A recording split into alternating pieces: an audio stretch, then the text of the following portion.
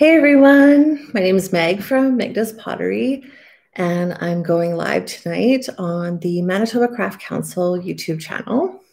So thank you for joining.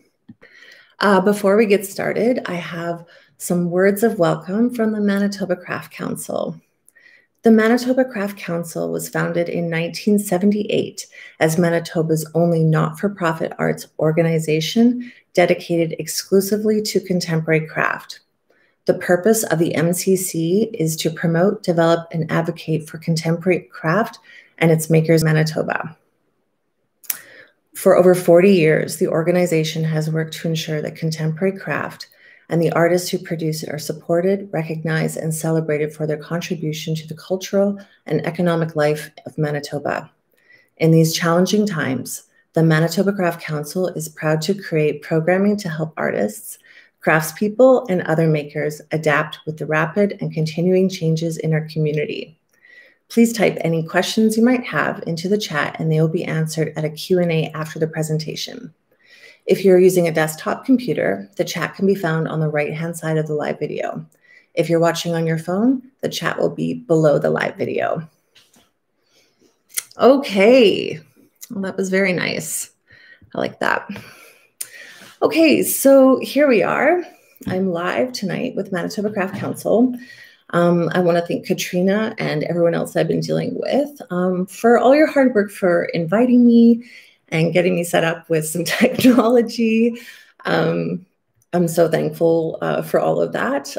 I typically go live on my Instagram, which is pretty simple and, you know, has jazzy filters and all this kind of stuff. And this was more technical.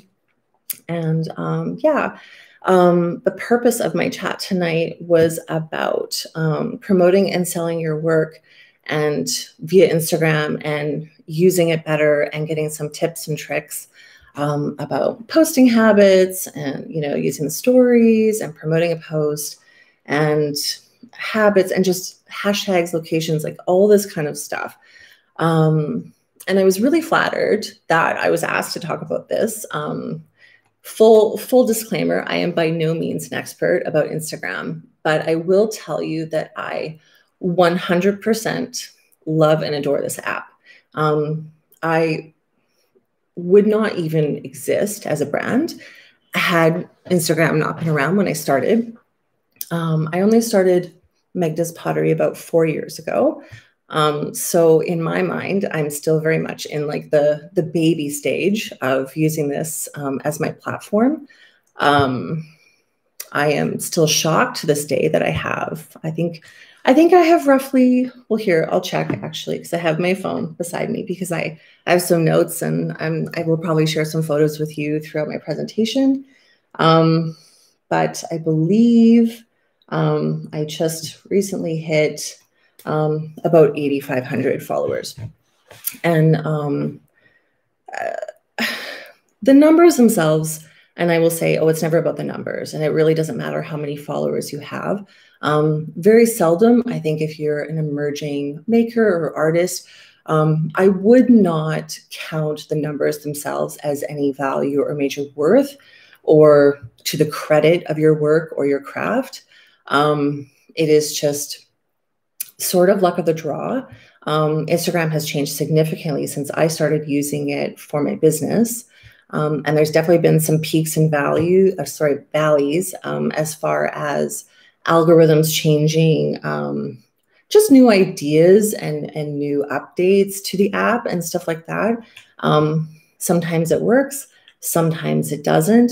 The end goal of using something like Instagram as, say, your calling card or the introduction to your brand is essentially to get sales. I always say that likes don't pay the bills, and I'm very serious about this. You can have 2,000 likes on a photo. It doesn't mean that you'll sell it, or it doesn't even mean that it's for sale, essentially. It's how you use it to direct traffic to the end result where people put money in your pocket or money in your bank account, essentially. That's really what you want to use this app for. So tonight, I'm just going to basically share with you some of the values that I have while using this app that I think does make a difference. It has definitely contributed to, I'd say, the variety of experiences that I've had using this affiliated with my ceramics line. Again, I never expected to have some of the opportunities that I've had. And I do think that after a certain point with my Instagram, it was visibly pleasing enough to make my brand more trustworthy and interesting and different. Some of the feedback I get on a regular basis when talking to people in sort of a cold call situation is they say, we haven't seen anything like this before, or we don't see a lot of this. And I actually, I hope that that's a compliment. I actually have no idea. I'm suspecting that it is, but it makes me so happy to hear that. And so, yeah, I'm going to walk you through some of the startups and some of the criteria that I still very much apply to my Instagram. And I wouldn't say that I'm like obsessed to the point where I'm like so critical to myself, but I do check in periodically and kind of go, oh, okay, I better step this up a little bit, or, oh, that didn't work. Don't post that again. Oh my goodness. So yeah, that's what we're going to do here tonight. Okay. So, I did a little deep dive into where I started, like I said, 4 years ago. And it's literally, I checked, I scrolled through. And interestingly enough, I believe last week I hit about 2,000 posts, which is kind of like, whoa, crazy. Like you've posted about your work 2,000 times. And I noticed, I went back to my very, very first post, which I think I'm just going to show you guys because it's kind of funny. And it's quirky. And I don't think it's like completely off brand, but it does make me laugh when I see it. And I looked and I posted it on March 1st, 2016. And I'm going to show it to you guys. I hope that you can see that. It's an alpaca with an air plant in it. I checked to see how well this post did. And I believe I got 9 likes on it. So 4 years, and I'm sure like 3 of them were from my husband, by the way. I'm quite positive about it. But I remember why I started the account. I had just finished a year of ceramic classes at the Winnipeg Art Gallery. And I was invited to do their students' show. And I was very excited about this. And I'm pretty sure, again, that everyone gets asked to do the student show. I don't think it was because my work was exceptional at the time. Excuse me. But nonetheless, I put it in. And the show had me feeling really jazzed. And I had such great classes at the WAG. And I took this chance. I took this leap. I was familiar with the Lucky Girl pop-up markets here in the city. And I was a very, very big fan of them. I was so enamored with maker culture. And these were events I loved attending. And I was very much a fangirl of so many talented people under these roofs all the time. And so I took this weird chance and I applied for their market that spring, which was probably about 2 months. It was probably in May. And I got in, which I was shocked about because, in my opinion, there was already some very established ceramic artists in the city at these markets. I was very intimidated by it. But one thing I knew that I understood, again, because I was such a fan of the culture, was that I knew I had to create an Instagram account. And I really kind of looked at the people who were already involved in these markets and really looked to these people for influence and looked at how they would post. And I looked at the caliber of posts they were doing. And that was basically the bar that I already wanted to set myself at. So when I started my account, I didn't just post one photo, I posted 6. because I was hoping that when they started talking about the makers that were going to be in this pop-up, that when someone came to my page, they'd be like, oh, it's cute. And to this day, that's essentially what you want. You want to look at something for the first time and go, that's beautiful, that's interesting. What the heck am I looking at? I need to know more. These are all the things you need to consider if you want to get to the point where you can monetize off of this. If you're doing it for hobby, that's fine. But even still, I would say just go for it. Put your best foot forward. Make sure that it's relevant, but also so obvious about what you do. So I went back and I looked at my initial grid too.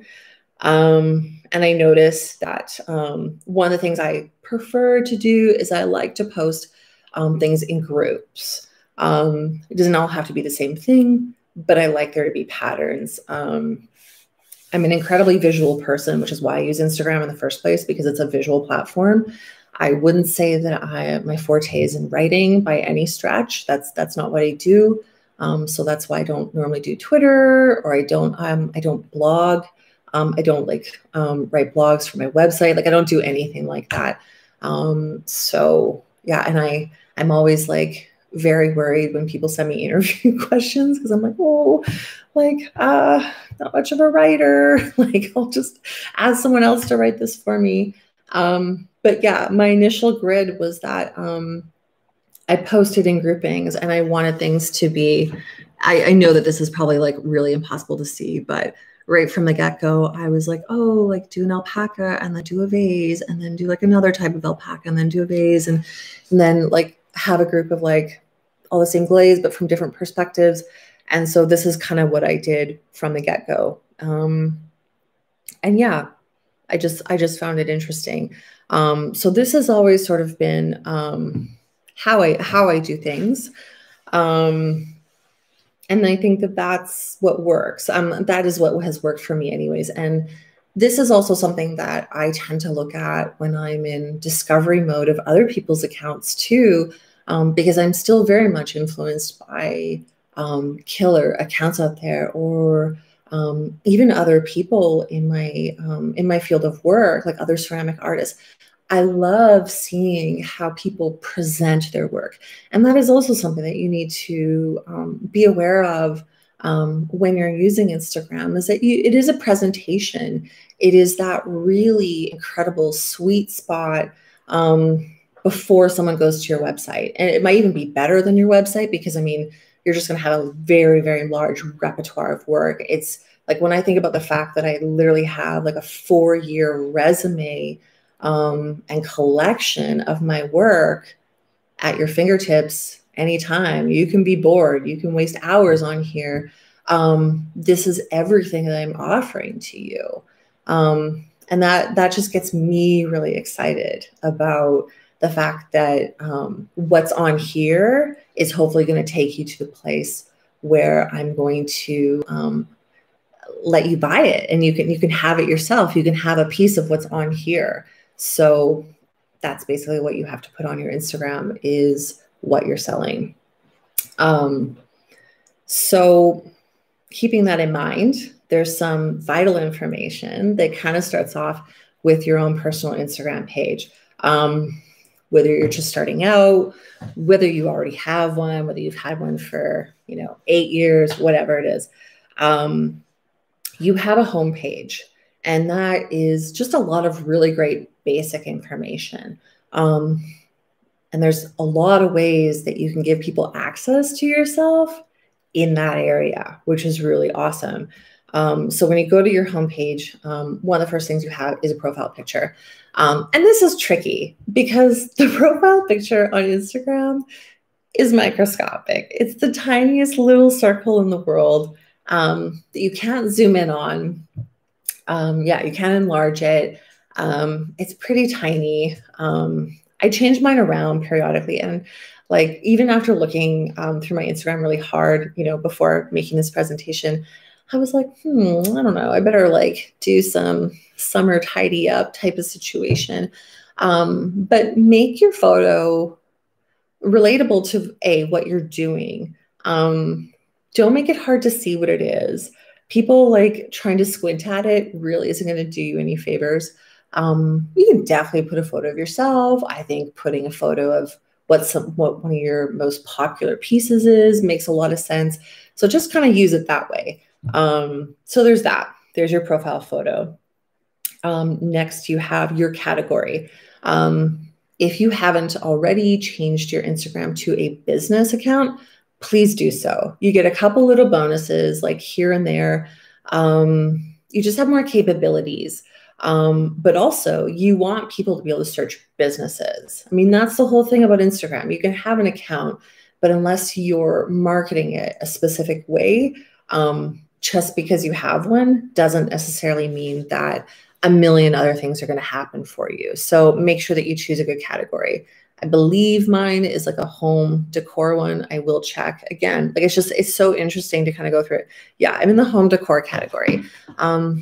To my knowledge, and again, I might be wrong, but I don't think there's like a pottery specific category or like a ceramic specific category. So that's something to kind of keep in mind, right? So categorize yourself, get in there, type it, search it, save it, upload it. Now, a little bit of information about yourself.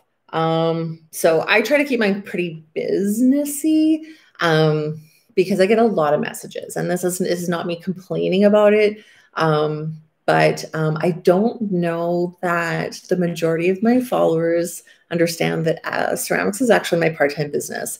I have a whole other full-time day job that I've been doing for 23 years. And so, yes, it's like very popular and I get lots of nice attention. But I always try to direct traffic to, like, if you have a very serious question for me, or if you have a businessy proposal for me or anything money related, please send me an email, because I'm so worried about not catching it in time or it getting buried. I don't normally answer direct messages from people I don't know, because there's just a lot of everything out there. And so I like to keep things in very specific lanes. But this is the place where you can tell people some information about yourself. So if your category was home decor, tell people what you make. I'm really fortunate because my Instagram handle is Meg Does Pottery. So you know exactly what you're getting into. But if you have a really unique name, people might not understand what it is. So make sure you tell people what you're doing. I think that really works. I kind of had a joke about mine, and I don't know, again, if people take it as a joke, they might not. But I'm quite well known for making a lot of cat-related items, or being the cute little cat lady at markets and stuff like that. And I get people asking me all the time to make different animals or dogs or whatever. And so on mine, it says cats only, sorry, no dogs. And I, haha, whatever, right? So that's what I do. Below that is the place to put the link to your website, or you have an option of putting things like putting your website. So put the link to your website there. Even though I feel like Instagram is a very easy app to navigate, not everyone reads. Things aren't always obvious to a lot of different types of people. So entice people just to click on it. And I have this little finger pointing down, shop online. And then it's like, hey, here you go. And I have my website. Side note to the website, if you can, even if you're just starting out, make yourself a website. I rarely create opportunities to sell things other than through my website. You want the website in place to be chasing after a million e-transfers, or meeting up with a billion different people, or not having this end game where people hit purchase and the money goes into your account. That is the guaranteed way that you are going to make what you need to make off of this. Yes. So make sure that people are able to buy it somewhere. To do all that work behind the scenes of not only making what you make and promoting everything that you need to then be chasing after all these avenues to sell it is so much extra work. So just be kind to yourself and get a website.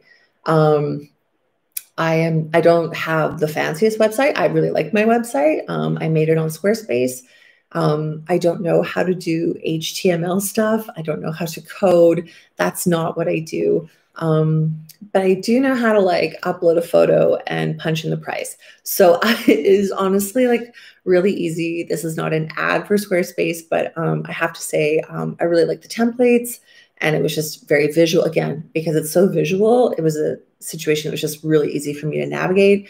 So you can do that. But I have friends who use like Shopify. I have friends who use Etsy. And everyone likes their things for different reasons. So just do your research, or just ask all your friends, say, hey, cool, whatever. Or just click on a bunch of different people's sites and go, oh, they use this, they use that. Like there's so many ways to find out what people like. So get your website link up there for sure. Tell people where you're located. Mine says Winnipeg, Manitoba, because that's where I am. This is just like a really helpful thing, because sometimes stores or even like people in Winnipeg might go, hey, who's cool here? You know, oh, cool. Oh my gosh, she lives here. That's awesome. I'm going to like reach out to her. Maybe I want her stuff in my store. Or I have other stockists who try to get things made by people from like all over Canada. So that's a big thing. So let people know where you are. And it's just really fun. It's just really fun to share that information about yourself. Don't put in your address, but I mean, let people know where you are for sure. Tell people how you want to be contacted. So typically with business accounts, you have the option to email or text someone. There's like different buttons that you can choose. I don't recommend putting your phone number on the internet ever. I guess if you have to, go for it. But, you know, I have a button where you can just hit email. And there's also an option to email me through my site as well, too. And it all goes to the same email. And if things are getting really hectic, or you suspect that they're going to get really hectic, get yourself a business email that's different than your personal one as well, too, so that you can just control things a little bit better. And then also on your page, you have a highlight section, which is really fun. I have a strong personal preference for not posting a crazy amount of super personal stuff online about my life, even though I'm sure a lot of people know about stuff. But I kind of save those types of things for the highlights. So, for example, I recently moved, and I've had a lot of people be really curious about how I'm going to decorate and how I'm going to style it, and they want to see my new studio setup and that kind of thing. So that's a really great place to put that. Maybe people don't want to see that on your page all the time. I also have a cute folder that's all about cats. I make a lot of cat stuff. I put a lot of cat stuff in my stories. I'm sure there's a lot of cat aficionados that follow me, so they just click on cats, and that's how that goes. You can put photo shoots in this section. You can put so many different things, but what's nice about it is it really categorizes it. So if someone comes to your page, or they're coming back to your page more than once, they know where to find the things they want to find, and it's so much easier for them to locate those things. So that's what you're doing with that. I'm a little bit of a nerd tonight. I have notes, by the way, so because there's so much fun stuff to talk about. So other than that, I kind of talk about a grid. I kind of talked about the grid about when I was first starting out, how I like to put things in threes, and I like to do that kind of stuff. When I'm looking at pages for the first time, and again, I love window shopping on other people's pages. I find it so fascinating. It's a lot of fun. I get so inspired. I love art. I love fashion. I love all these different types of things. I love change. I love trends. I also love all those things as well. I get a lot of excitement when I see how someone presents their work for the first time. And that is something to consider as you're starting to build your own page, or maybe even if you're like rebranding. It's like, if I were to see this for the first time, how would I want to see it? So that's what I like to do.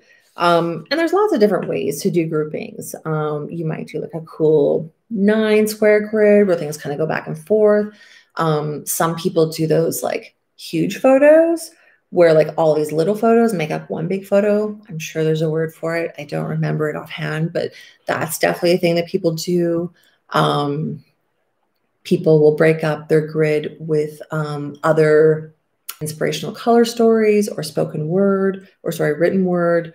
It might go video, photo, video. Like there's just lots and lots of different ways to do it. But when you're sort of looking at your next release of work that you're going to do, or your repertoire of work that you want to do, think about all the different patterns that exist within what it is that you create, and think about moving it around a little bit, like sort of Tetrising in all these new ideas visually. I love the people that kind of go with different like color blockings, like it's all this kind of stuff. And that, being inspired by other people's grids has helped me sort of change how I've been posting for like the last year or so. And I think that that's helped with numbers. I mean, again, I'm not a massive number counter by any stretch, but I just kind of go, okay. Or when I'm thinking about changing something up, or there's a big stack of things that I'm going to be talking about soon, I will tend to look back and kind of go, what have I done? What went well, actually? And I'll like start going back and kind of clicking on some insights and go, all right, like I think that was okay. Maybe I'll try that approach again, but just change it a little bit.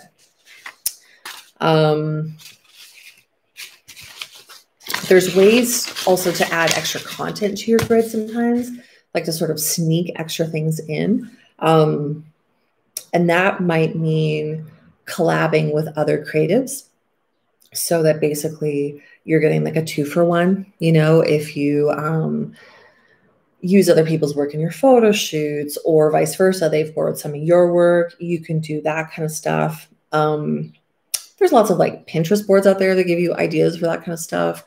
Again, choosing different colorways or like sort of trendy presets for photos. That's also a really big thing nowadays as well. Just changing it. So again, it depends on who's watching tonight and like what kind of creative stuff you're doing. I'll just use mine as example, but ceramics is a real freebie in the sense because there's a lot of different stages to it. It goes everything from like a box to clay to the finished item. If you're familiar with ceramics, you know that everything takes a really long time to do, and there's a lot of different stages to it. And there's a lot of different mediums within the ceramics community as well, too. There's sculpture, there's slip casting, there's wheel throwing, there's hand build, there's slab. And then on top of that, there's all the trimming and progress videos. There's a lot of whips, or work in progress, as it's called.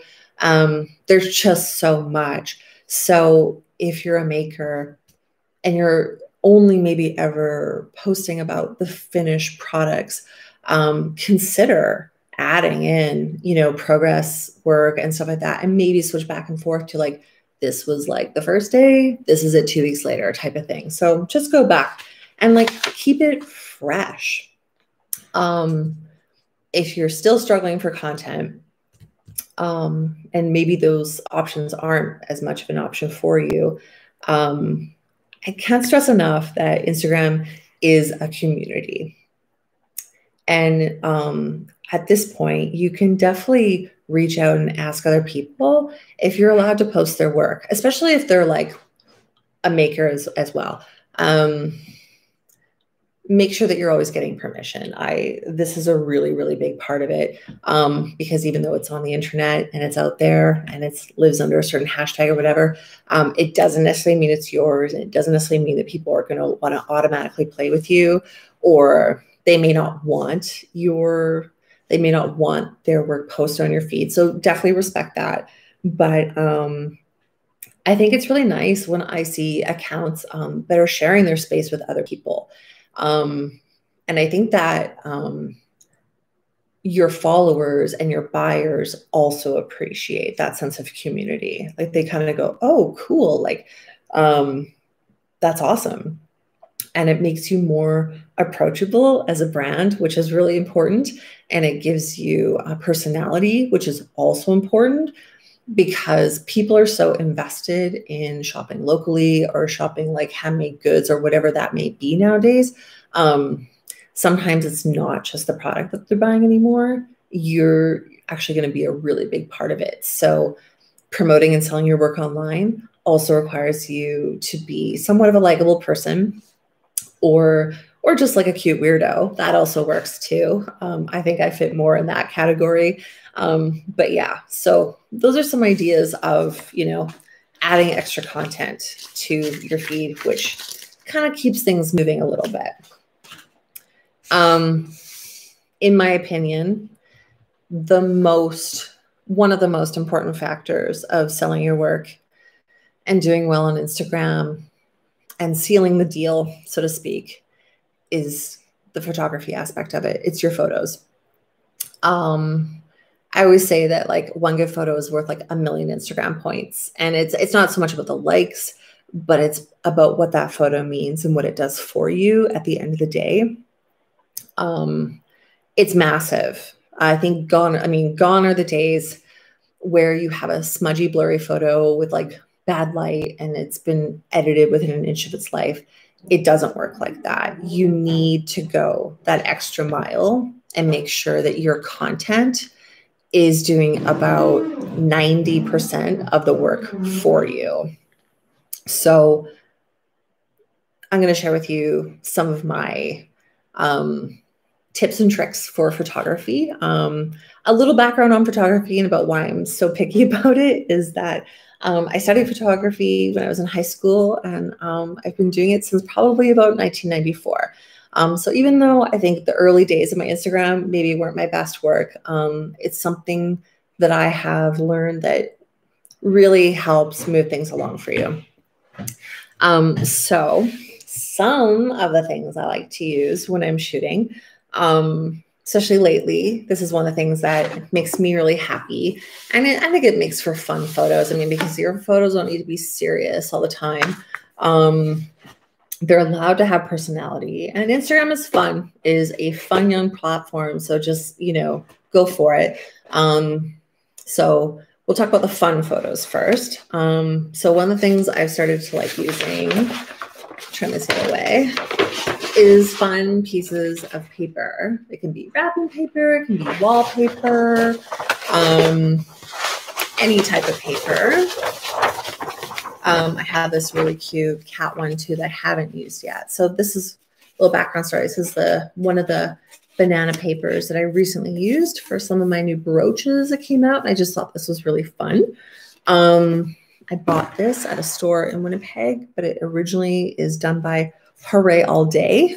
But I bought this at Riley Gray's store the other day on Corden. It's really cute. There's also this amazing cat paper. And so say, for example, you shoot some stuff on top of this paper, or you use this as a seamless, or you just use it as a photo on your grid. Make sure that you're tagging people. So tag the store that you bought it at, tag the maker who made it, create some friendships that way. Also direct traffic for people to be buying things and other things out there in the world of Instagram. Pay it forward. But having something like this, I think is really useful. It doesn't cost a lot of money. I think these cost me, these were about, these were $8 each. Nothing brutal. If you get enough wear and tear out of it, you do a giveaway and you wrap your giveaway parcel in it and call it a day, and it's a write-off. It's totally fine. But yeah, like use some cute stuff. I've used really beautiful pattern paper plates. There's all kinds of stuff that you can use. A couple years ago, I will say that the flat lay thing was massive out there. I feel like there's a bit of a shift in the industry, and I would probably suggest at this point, flat lays are great, but depending on what you're selling, I think you want to explain to people what it is. Sometimes when people just see a flat lay and they see like 1 million objects, they don't really know what they're looking at. If you make clothing, do a fashion shoot. If you make beautiful ceramics, put them in someone's home. It's really just that simple. It's like give people the content and tell people exactly what they are looking at. Sometimes it's not always obvious to people, so you have to tell them. That is your job as the seller and as the maker and as the artist. Tell people what they're looking at. Enough said. Another thing that I find really useful, and I actually had to bust this out and reuse it again the other day. I haven't used something like this in a while. It's just a massive roll of plain paper, and you could do like craft paper. This is just white. I literally got this from IKEA. I recently, and I will be sharing the news soon, but like I recently was approached by a fairly large store for them to start carrying some of my pieces. And when I was having my meeting with them, she said that, you know, we always love the photos that you do. So just send us more of those, but send us like current ones and send us some that are all the same. And I haven't had to shoot some pieces like that in a really long time, but it was amazing because they sent this huge, massive file about what their requirements were for photos.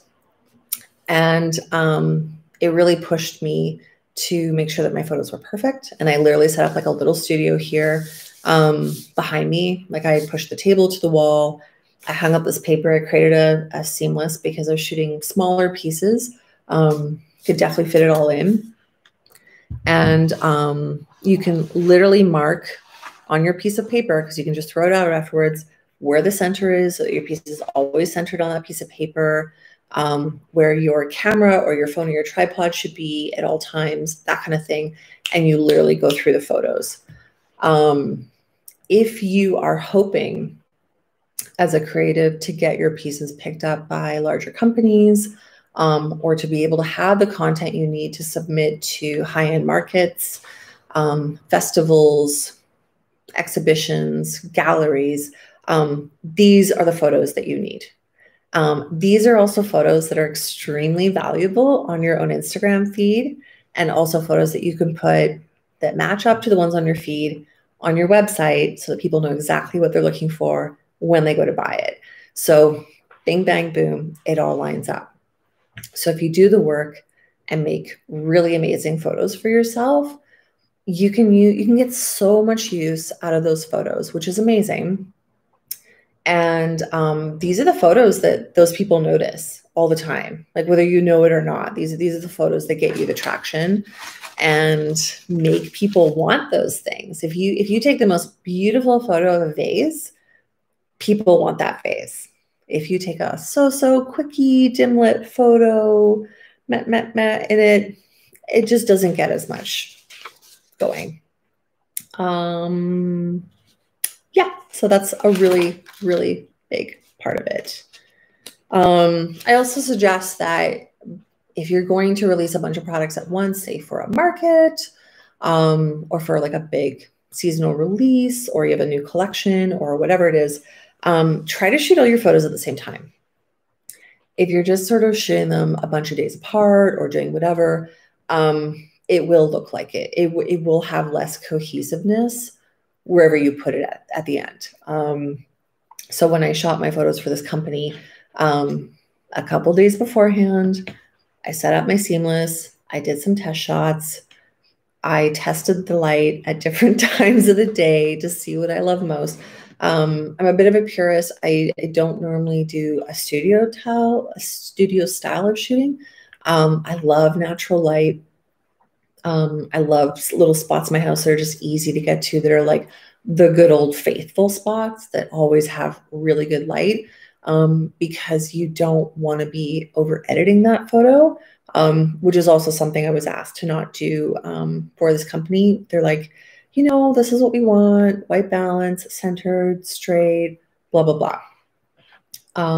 So it was just really great to be reminded of what works, not just for companies, but for your own feed as well too. So make sure that you're doing a big drop all at once. Doesn't mean you have to like post it all online at once, but if people start seeing those really beautiful quality photos come up, that's what you're going to be known for on your feed. If your entire feed is filled with them, even better. fantastic. So yeah, make sure that you're doing something like that. I would definitely suggest to people, like, if you have a really good camera, use your good camera. This company also asks that you not send any phone photos to them. There's like, do not shoot your photos for us with a phone. Now there's some pretty good phones out there nowadays. I rushed out and got an iPhone 11. And one of the things that I love, and I'm sure that most of you know about this thing is a lifesaver. So basically, you have your photo card from like your DSLR camera or whatever it is that you're using, and it goes into this little doohickey and plugs right in your phone, and you can literally upload super amazing quality photos to your phone. Now, don't keep them on there because they're going to chew up space, and you can only do so many. But if you don't have a lot of access to a computer, or you're going to be on the go, or whatever, this is an amazing thing to have. So I just got this from, the Apple store. It's like a Apple thing, and then that's that. Also, and I know, again, this is nothing new, but clean off the lenses of your phone and camera before you go and do the big shoot. Do some test shots. Get a tripod, like literally get things like to give you a little mini studio. Those things are so, so important. So yes, this is a big thing. But I also want to talk about hiring a photographer and doing big brand shoots periodically. These are also the things that give your feed and give your site those extra boosts. Because there's so much content on Instagram and the internet, again, you need really, really, really powerful photos. And when people see the photos of what it is that you're selling, you want to create a vibe. It doesn't have to be like over the top lifestyles of the rich and famous vibe, but you want your photos to be quality because it kind of does the trickle down onto what it is that you're selling, and then so forth and so forth. You want those photos to be really eye-catching. You want them to be a little bit different or a little bit extra, a little bit edgy, whatever it is. I just started doing brand shoots probably 2 years ago.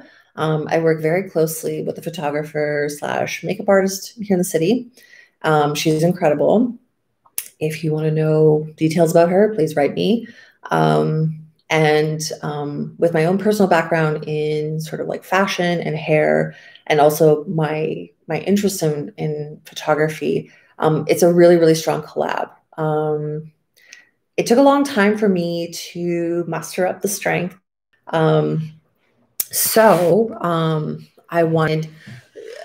I took a chance, and I got some cute outfits and was photographed with my work. And it was really interesting to hear the positive feedback from my audience going, oh, we love seeing you with your work, and we want to buy the work because it's yours, or we love knowing who the artist is with their work, that kind of thing. So don't be hesitant to set something like that up for yourself. Pay people the money to do this for you. If you don't think that you are strong at styling your own shoots yet, like putting together the whole story of it, hire someone. If you are going to do it yourself, make sure that you create a bit of a storyboard and a mood board and share that with your photographer, and make sure that they understand what type of photos that you're looking for. If I know that I have a shoot coming up, any type of shoot, it doesn't even have to be pottery related. There's weeks of prep that goes into it. So just know that you're going to spend a lot of time prepping that shoot, and those 2 or 3 hours are going to fly by, but those photos on your feed are going to be valuable forever. And it's really going to be standout. And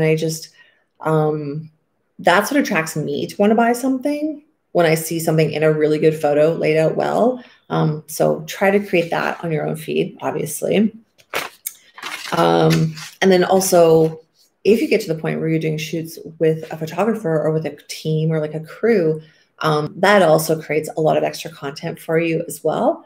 If you don't think that you're going to have time to do, say, behind the scenes shoots or like little videos of little sets being like set up and stuff like that, ask one of your friends who's good at Instagram or just good at photos in general to come and film some behind the scenes footage.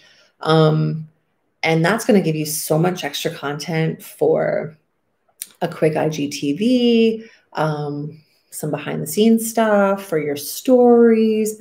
You might even put it on your feed. You know, you might be building up momentum to release your shoot and you do all these little teaser videos of behind the scenes stuff. So just think about it. If you don't know a lot about this kind of stuff, reach out to people who do it and ask, or hire them for an hour of their time to help set something up for you. Do that kind of stuff. And just know that once this is your part-time business or your full-time business, those are all write-offs. So you're allowed to spend the money to do those things and just do them. And you know what? It's really fun to have a collection of photos of your work. I mean, at some point you're going to be 10 years into all of this and you're going to love looking back at all this kind of stuff for your feed. But again, you know, people are going to buy the stuff that looks good. That's all there is to it. So yeah, do that. When it comes to posting your own content or even like the content that you pay for if you do a shoot with someone, don't over edit your photos, because if it's really over edited and people go to buy it and it doesn't look like how it looked like on the website, people aren't going to love it. So keep it really clean. Don't go too crazy on it. My general rule of thumb for most photos that I do, like on average on my own feed, is I use the exact same filter every time, but I don't use a filter at the full 100%. I use it at like 27, essentially. I make sure that it's straight. I make sure that it's cropped proportionally. I turn the brightness up by 10%, and I might move the shadow slightly, another 10%. That is it. No bells and whistles. All the bells and whistle stuff and all the crazy, cute, wacky stuff, that's for your stories for the most part. So just keep that in mind. We're doing good. We're 47 minutes in, but I still have a few things left to talk about, as long as they don't give me the hook and pull me off of the YouTube. I'm going to talk about plugging a release or an event. If you want to do well with attendance to an event, say you're going to be at a market or you have a brand new product to release or a new collection to release, whatever it is, give yourself weeks of prep time. If you only post about it, say like once, the chances of every single follower that you have getting excited about it and marking it on their calendars is probably slim to none. Oh, okay. Thank you, Katrina. Katrina says, keep going. We'd love to hear the rest. Yay. Okay, awesome. So it's so crazy to kind of like tell people this sometimes, but say, for example, you have a market in May, and it's going to be a good market, well-attended, awesome, that kind of thing. You've probably applied for that market in January or December the year before. You have 2 months to get everything you need done for that market. It might be making new things. It might be changing a few things. It might even be changing your booth. It could be all these things, right? But essentially you have 2 months, 2.5 months to do this, because the other 2 months are going to be spent advertising for it. Now, don't advertise every day for it. Don't even advertise every week. I mean, depending on what it is, because you don't want your audience to burn out on it. You want them to kind of be like, oh, okay, cool. Like, this is coming up. This is coming up. And you also don't want to release every single thing at once. Like, release it in stages. Release it as things make sense. Let however it is you're posting about it, tell the story and to create the ambiance.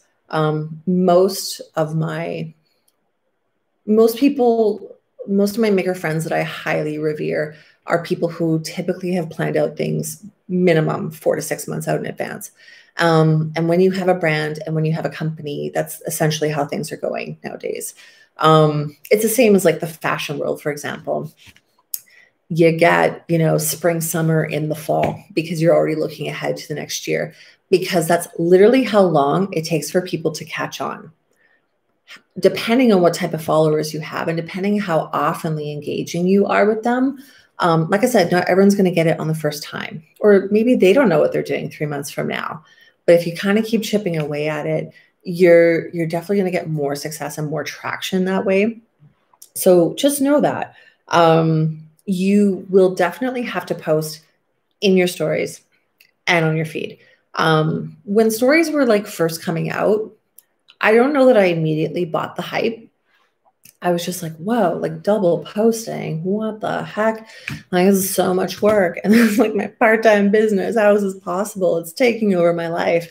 But I got into the rhythm of it. And it's really interesting because there's a crowd who love looking at your posts, and there's a crowd who love looking at your stories. And you're dealing with different personality types. And so again, if you're wanting to build sales, you have to know that your audience has different personality types. Some people love watching a million videos in a row and clicking through a million photos because they want that constant feed coming at them. That's how they like to use their Instagram. And then there are other people who like to see your 1 or 2 posts a week, or your post every day, or however it is that you post. Some people don't want to watch a million stories to get to the end of it. They just want that one thing. So realize that you're probably going to have to do both. There's lots of fun ways to advertise that through your stories. And again, stories can be a little bit more full of personality than your posts is what I would suggest. You know, you can put stickers on it. You can do countdowns. I did a countdown today for this video, just like, boop, see y'all in 9 hours, blah, blah, blah. Like, it's just fun. It's light. It's usually sassy. You can put questions on there. You can do yes or no voting. It's just for an audience that likes to engage a little bit more because there's more functions on it. You can't necessarily reply to posts in that way. So yeah, it just kind of keeps it fun. So, you know, do that kind of stuff. And it's funny, like full disclosure, I'm sort of like one of the older makers here in the city. And so the idea of like putting stickers all over my beautiful, expensive photos sometimes, I'm just like, what the heck are you talking about? Like, this is crazy. I'm like a 42-year-old woman and I'm putting banana stickers like on my banana brooches. Guess what? It looks adorable. It's cute. Succumb to it. Have fun with it. Also, it's Instagram. You don't have to take it too seriously. And I think that is the whole point with all those extra functions. I love the fact you can put music on it now. It's just so fun. It's just a great way. And it's that little extra cherry on top for your followers to get a more behind the scenes look at what you do and what your life and that kind of thing. So that's where you can chat with your people a little bit more. If you have the time, you know, that can be something that you do. People like to buy from people they know. It's that simple. It makes them feel better. You know, we're a completely different side of the consumer industry, with being in the art world and being in the maker world and that kind of thing.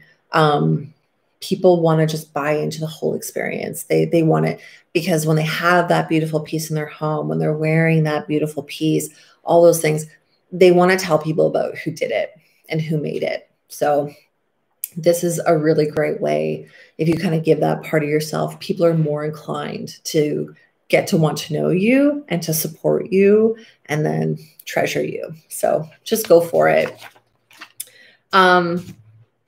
With all that being said, though, the more you put out, the more engagement you're going to spend doing with people. That's just all there is to it. You can kind of let comments go for like a day or two, but I would definitely suggest that you get back to people sooner than later, because that's part of it too. That's part of the price tag, right? And you just have to do that. Sometimes if you want to post things, there are ways around it that you don't always have to get back to people, or maybe you're busy or whatnot. You can turn off the commenting on your story settings. So if you just want to share for a bunch of days in a row and you don't feel the need to talk to people, you can do that. You can turn off the commenting on your posts. Although normally if you're using it for business, I probably wouldn't suggest it.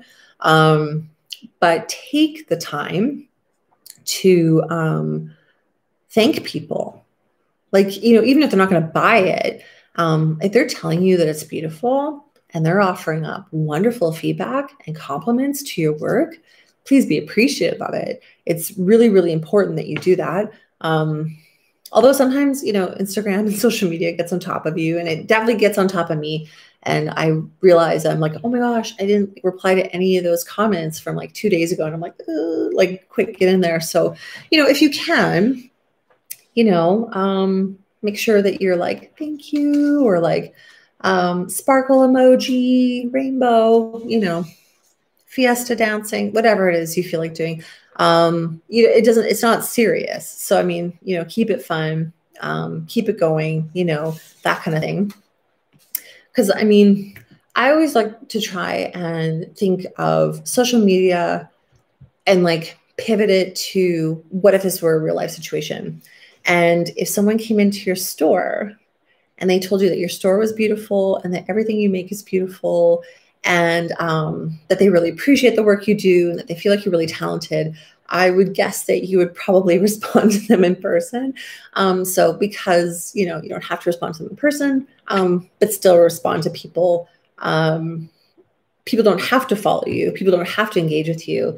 The chance is that you're probably really wowing them, or they really do love you, or they look up to you, and that kind of thing. So like I said, people want to spend time and money with people that they appreciate. They don't spend the money on jerks. So, just get in there and get loved, and then love them back, because that's really important. Things like promoting a post. I kind of like to let the post and the work do the work for itself. However, sometimes there's posts that are like crazy important. It might be for a cause. It might be for a brand new product. You need it to go well. Like, there's just a lot of reasons why you could justify promoting a post financially, like through advertisements. There's definitely a couple of ways to do it. You can get more followers to your page, can drive activity towards your website. There's a couple different categories. Choose on the one that you like. If I promote a post, I personally do not spend a lot of money on it. I'll be like, oh, $6 for 6 days. And they'll tell you roughly, where it'll get you, that kind of thing. I recently did a promotion for a brand new product, which was my banana brooches. This is not a paid promotion, by the way. This is just me creating an example. And there was a lot of, it checked a lot of boxes as to why I want to financially promote it. It was new. I thought it was cute. Like I honestly, genuinely thought it was cute.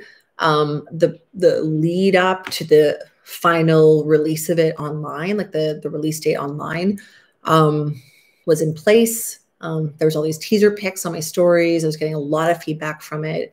My goal was for it to do well, because my brooches, with my brooches, those ones specifically, I donate 20% back to charity. So I wanted to crush it, essentially, is what happened. And I also had a very large, significant amount of stock for it. It was a big, huge release, bigger than what I normally do, but they were small and they were cute and they were priced well. And those were also boxes that I was checking as well, too. It was items that could ship really easily. It was all ready to go, that kind of thing. So don't necessarily feel the pressure to promote all the time. But do yourself a favor and do it every once in a while, and then get that big rush of sales and feel so good about yourself. Like, you're definitely allowed to do that as a maker, and it's really fun to do that. So go for it, is what I would say. I think hashtags and location. I don't have like a ton of things to say about hashtags necessarily. They're good. They're useful. They are useful in the sense that if you are selling very specific things or your item is very specific, it's great to put it in a category. People can search out those hashtags. Don't post a million of them. Do not post the same ones all the time because it will not get you any further. Definitely mix it up. So again, if your feed is varied, your hashtags will always vary. So it kind of goes hand in hand with each other. If you only make, you know, very, very similar things, you're probably going to have to do a little bit more research online in your spare time, and you're going to have to look at other people in the same field as you, and see what hashtags work for them or what hashtags they're using. And if you would kind of envision yourself with your post affiliated with theirs, like on a page or something like that. So just keep that in mind when you're doing hashtags. And location. Location is important to a degree.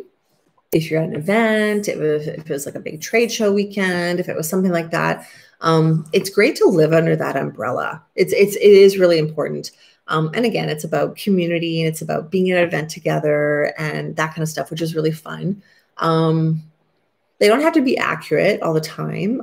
One of the trends I've noticed recently with some of the stuff I follow is that people are just making up funny hashtags. Like, it's just like, okay, whatever. I did one recently where it was just like, oh, like when I was doing bananas, there was lots of like banana locations out there that are like literally a bazillion miles away and probably located and nestled in a jungle. But I was just like, oh, this is where I'm putting this banana brooch as a location right now, just to kind of more like pop up and be funny in those places. Like, but it wasn't like necessarily serious. But when you do cute stuff like that, it lets your audience know that you have a personality, which again is so important when it comes to being a salesperson. People want to be around that fun person. So, you know, keep it light, just punch in the odd random location, see if something pops up. It's funny, whatever. So yeah, I don't necessarily feel like hashtags and locations are necessarily going to pay the bills 24/7. It's a part of it, but it's a really, really small part of it.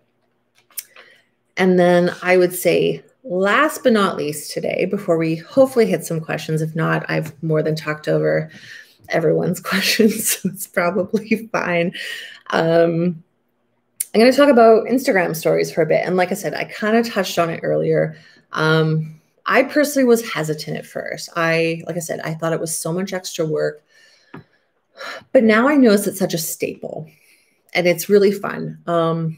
Not just to promote my own work, but even sometimes I just like zoning out at night and going through and letting people's stories run, because it's a very different dialogue than what's in your feed. And so I love the idea of just creating diversity for your audience to follow. I think that's really important, because you can't be the same person for a million years if you're going to be in this profession. It doesn't work like that. I definitely am not posting what I posted 4 years ago when I started, thankfully, but also a lot of these things didn't exist. But it's fun to move with the times, and you know, it's fun to click on the new features and all that kind of stuff. So this is an area to have a different playful personality with people, and you can use this in so many different ways. So that's really great. The stories for me, like how I enjoy them and how I've been influenced on wanting to post mine, helps me find a lot of new people, which is something that I really like. And if I see like a story come up, and there's just like a beautiful, say like fashion image or whatever, I definitely will click on it immediately. I'm like, I want to go to see who is originally posting the source of this photo. Chances are I usually end up loving their account. Chances are I usually follow it. Definitely during the current times, I've been trying to support more artists recently. So it's helped me buy things that I didn't normally buy or wouldn't have normally seen online, which has been awesome. So I love it for that. So that's really great.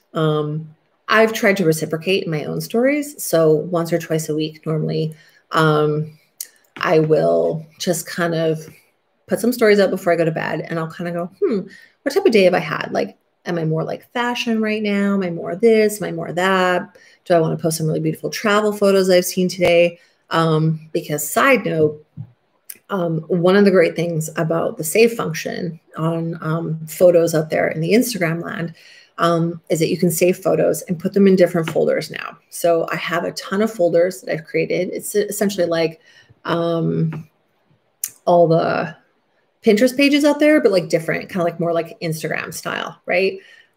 So I have folders dedicated to cats. It's all adorable cat photos, alpacas, obviously, because that was one of the first things that I loved posting about when I started pottery, fashion, art, all those types of things, right? And if you are a creative, if you are an artist, I'm guessing that you're probably going to want to share art at the end of the day. So again, going back to community and what we do with being creative people, I find that creative and artists types are really quick to share and promote other artists. So this is what I like doing with my stories, is I like the capacity to share my vibe, share who's on my radar. I've made a lot of great friendships through just posting cool, like other people's cool work in my stories. And those friendships turn into very valuable resources because these are your companions in your industry. These are people that teach you tips and tricks. These are people that you look up to and that you strive to help you become better at what you do. So it may sound overcomplicated, going, well, they're just Instagram stories. But you have the power to influence people in your stories, right? People might not sit there and read a really long post, but if there is something really eye-catching that goes past their eyesight, they can literally go back and go, ooh, like, what's this about? And then it inspires them to go in and do the research and to start using Instagram, better, that kind of thing.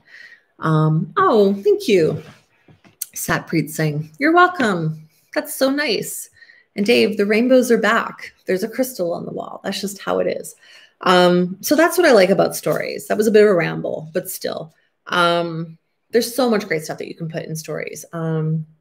Quite often, if I'm talking about a new product, I most likely won't normally post 3 or 4 or 5, 6 pictures of it in a row on my feed, even though I love it, even though I think it's a really beautiful piece.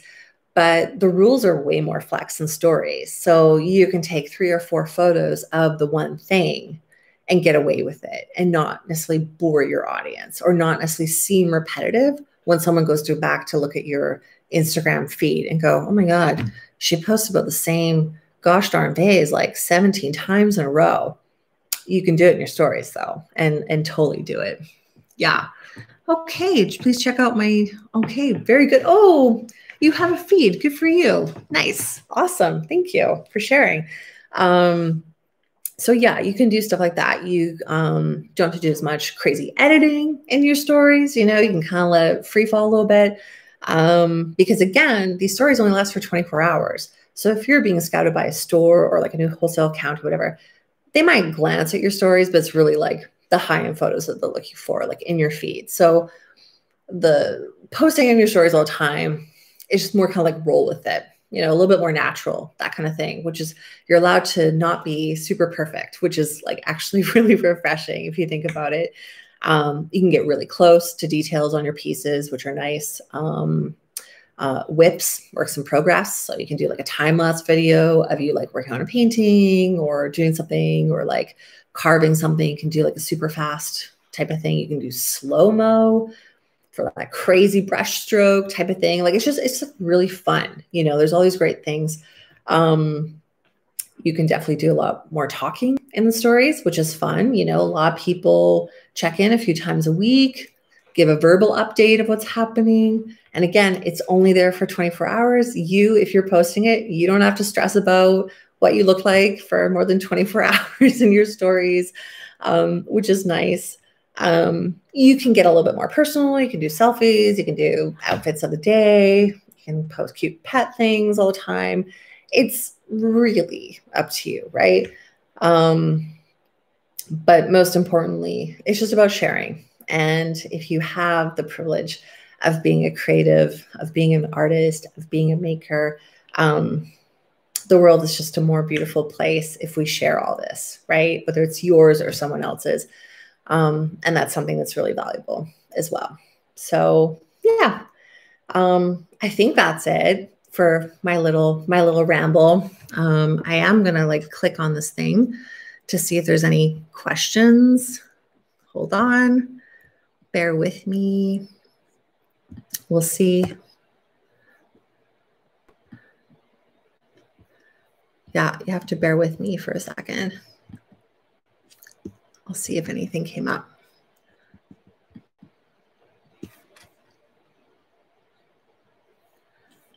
Oh, I don't see anything unless Katrina tells me otherwise.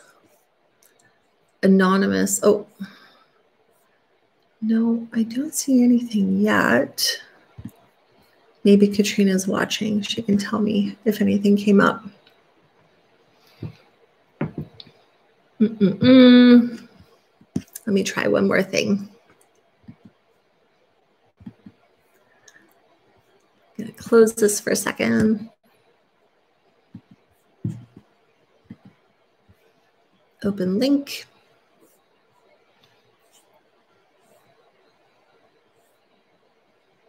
Yeah, I don't think I see any questions, which is totally fine, by the way. I'm not worried about Q&As necessarily, although it's always fun to chit chat with people. Okay, Katrina says no questions. That's totally fine. Oh, I have one here. Hold on. Joe Smoley, the artist, says, I can never get over 880 followers. What could be my problem? I think it depends. Well, I mean, there's a couple things there. I think it depends on what you want the followers for. You could easily have 880 followers and have really good continuous sales all the time. It's definitely not about the numbers. I think there are situations where numbers come into play, to be perfectly honest. I always think of it from a very, very businessy approach. It's not necessarily your sales approach, but more so your business approach. If you're looking at getting into high-end events, like crazy trade shows or something like that, if you want to be carried, if you want wholesale accounts with stores, you want to be able to distribute, that kind of stuff.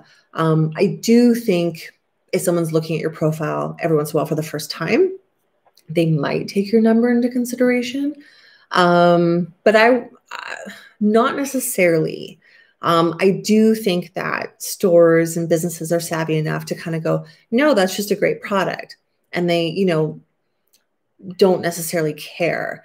I don't think the 880 is a bad number, to be perfectly honest. I have like another couple Instagram accounts personally, and they have roughly those numbers, and I'm okay with it. I don't necessarily feel like my other businesses are affected by those numbers. It could just be a personal goal, and I totally understand that. If you want, say 1,000 or 1,500 followers or something like that, I don't think that's bad. If you're, depending on what you sell, if you're still on here, tell me what you do, like tell me what you make, and maybe we could dissect that way. If you are at markets and pop-ups and sales and like markets and stuff like that, and you do great with sales, then again, I would say that the followers is not necessarily a thing. You could consider trying to do a giveaway to kind of boost your numbers a bit. Or even do a giveaway with a couple other people who have maybe a few more followers than you. It is partially about engagement. That is a big thing for sure. But I would, oh, hold on. Okay. You keep, which I understand. Oh, okay, hold on. We have another question. You keep talking about the importance of community, which I understand. How would you suggest someone with social anxiety go about reaching out to the community if they have difficulties as such? Sarah B, this is actually an amazing question. Full disclosure, I'm a super introverted individual. I deal much better with one-on-one situations. Large crowds kill me internally. It takes a lot of energy for me to muster up, a couple 8-hour days in front of thousands of people.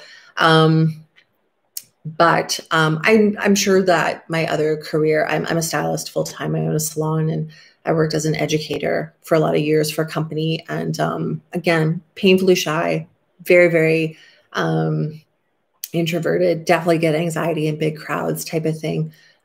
Very energy sensitive in a room, that sort of thing as well too. I actually feel like platforms like Instagram are great for people who have social anxiety and stuff like that, and who are introverted, because you can have as many followers as you want. It doesn't necessarily mean that you have to hang out with all of them at once. And you can kind of take those comments and take those likes as they come in, and it's not necessarily this crazy huge wave or rush that rolls over you, which is a really important thing to consider. Hey, I'm sure people notice, but whenever I go live or whenever I do a public speaking thing like this, the first couple of minutes are always a little rough for me. But I think that's okay. I don't think that we need to be perfect. And as much as I love Instagram and I talk about the importance of having a very curated feed and things being really well done, it's also just Instagram. Like things have a shelf life on here, and we don't need to take it that seriously. And things get buried so fast because of the amount of numbers out there nowadays. And the end result, if you're using it for business, is just for sales. It really doesn't matter, if you get 1 million points or if you get 1 million likes at the end of the day. And this is actually a good platform for me, being shy, because I can put on a cute outfit and talk to a green dot in my computer, and that's okay. So if you're feeling anxious about doing something like this or something like that, the best laid plan is just to be as prepared as possible, and have some notes. Like, I've literally been cheating this whole evening, and I have like 1 million notes, and I don't care. That's all right. It's okay. So I'd say just go for it and try it. Like, you don't have to talk for an hour. Just talk for 5 minutes. It's all good. Just start in baby steps is what I would say. I paint. Okay. So back to Joe for a second. Joe says, I paint and print merchandise selling my images. That's beautiful. Just keep working. Again, Joe, it's sort of about, if you like what the numbers mean to you at the end of the day. If you are currently selling and then things are moving, you're doing a great job. Maybe if you feel like you want to throw one more new thing into the mix, like maybe apply for a new market, or maybe approach a few e-commerce sites to see if they'll carry your stuff. And that might actually bring you more followers. It's just expanding the repertoire, like you doing the work. It's hard for thousands of people to search out one new person. But if you're in an umbrella, or if you're sharing company with people, it makes it easier for people to find you. If you have maker friends, if you have other artist friends in your community, they can be do something similar. They could be do something different. Start supporting each other online, start loving each other. And I feel like that love gets noticed. And it does come back to you. Like, even though you might be talking about someone else, it comes back to you at the end of the day. You are afraid they are not moving. Okay. Well, I say apply for some new things for sure. It's tricky. Sometimes you gotta do a few cold calls. I've definitely done cold calls. I still do the odd cold calls, and I still put things out into the universe, and I hope to heck that they come to me. And they do. But you might just need to diversify. If you have beautiful images, or pieces that are currently in your hands, one of the things I like doing is putting those things in different places. So if you normally photograph them in a specific place, ask your friend if you can photograph your art in their beautiful home. Ask a store if they'll hang it. It's just about that kind of stuff. Like, again, people don't know about you unless you tell them about yourself, and it's crazy. I like to really switch up my photo shoots, and I feel like that kind of stuff helps. It's like, oh, okay, cool. Sometimes it's in a studio. One of my first photo shoots I did on my own to promote myself for a market is I asked someone who I thought was really cool on Instagram, who had a big following, by the way, like a much, much bigger following than myself, and still does. And her feed is so gorgeous, and I love her so much. I asked her if I would be allowed to come to her house and photograph my pieces in her house. And she ended up sharing some of those images, and that got me a little bit of traction from the beginning. So it's just kind of stuff like that, you know. You don't get it unless you ask for it. So I think that's a big part of it. Or even offer to do like an installation somewhere. Sometimes that really works. You know, just putting a whole collection of your stuff up together, and then people get a vibe, and then they see it. That's cool. Okay. Well, that was some nice questions. I love that. Thank you. Okay. Katrina, tell me when you're bored of me. You're very welcome, Joe. It's my pleasure. And you're welcome as well, Sarah B. Also my pleasure. Yeah. I think I don't know. I think that's it. I've talked so much. I'm so sorry, but not, because it's really fun to share with everyone. And even though I can't actually see anyone, it's just really nice. I appreciate anyone who watched tonight, and people who will be watching in the future. I appreciate making time. And I also appreciate Manitoba Craft Council so much for having me. I was actually very nervous to do tonight. I've never done a YouTube video before. But sometimes things that make us nervous or make us scared are some of the most beneficial things to us. Like I said, I have some exciting things happening in the next few weeks, which I'm really, really pumped to share, but also terrified of at the same time. And it's good because you feel like you're living, and it's just a really important place to be. I think the art and anything that we make as creatives reflects life, and always reflects currently what's happening with us. And it can be good, and it can be bad, and it can be complicated, and it can be political, and it can be silly. It can be all these things. But we have such a privilege as a creative community to be creating that visual and tactile language for people. So just keep going for it. All right, cool. We'll see you guys later. Thank you so much, and have a great week. Okay, bye.